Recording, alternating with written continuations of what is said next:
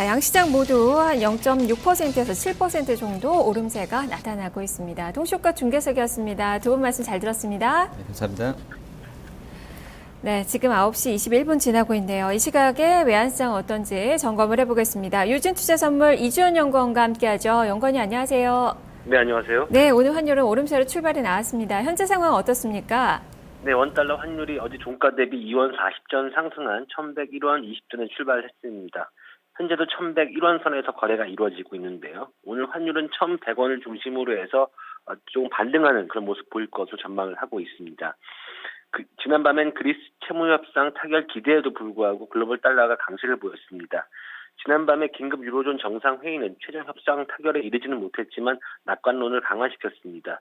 유로존 정상들은 그리스가 제출한 새로운 구조 개혁안에 대해서 긍정적으로 평가하면서 15일 열리는 유럽연합 정상회담에서 최종적인 협상에 이르게 될 것이라 평가를 했고요. 여기에 미국의 5월 기존주택 판매 등 경제지표가 호조를 보이면서 미국과 독일 등의 국채금리도 큰 폭으로 올랐습니다. 하지만 글로벌 환시에서는 그리스 협상 타결 기대보다는 달러엔 반등과 미국 채금 상승 등 달러 강세에 더 민감하게 반응한 그런 모습을 보였습니다. 그러면서 여기에 환율도 상승을 했습니다. 원달러 1개월물이 1102원 25전에 최종 호가됐습니다.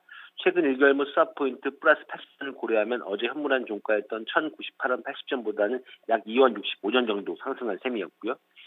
결국 오늘 옌달러 환율의 하락으로 당국의 옌달러 환율의 반등으로 인해서 당국의 개입 경계감이 작용할 것으로 보여집니다. 다만 장중 옌달러의 반등이 제한된다면 장 후반으로 갈수록 어제와 같이 내고 물량 등이 나오면서 달러와의 하락 압력이 커질 가능성도 염두에 둬야 할 것으로 보여집니다. 6월 들어서 지난 20일까지 무역 적자가 이례적으로는 좀 큰 규모였습니다. 43억 달러 흑자를 냈는데요. 이런 수급상 달러 공급 우위 현상이 여전히 공고하기 때문인 것으로 지금 분석이 되고 있습니다. 네, 지금 그리스 협상에 대한 그 타결 기대감이 나타남에도 지금 달러는 지금 강세 움직임이 좀 나타나고 있는데요. 만약에 타결이 좀 극적으로 되게 된다면 이제 달러 약세 움직임으로 좀 전환될 가능성도 볼 수 있을까요? 사실 어느 정도 지금 그리스 채무 협상 타결에 대한 기대감은 환율에 반영이 된 것으로 보여지고요. 어제 같은 경우도 사실 유로존 정상회의가 결국에는 극적으로 잘 해결될 것이라는 그런 기대감이 반영이 되면서 수출업체 내고 물량까지 유입된 가운데 환율이 큰 폭으로 하락을 했습니다. 현재 1,100원 선까지 무너지는 모습을 보여줬는데요.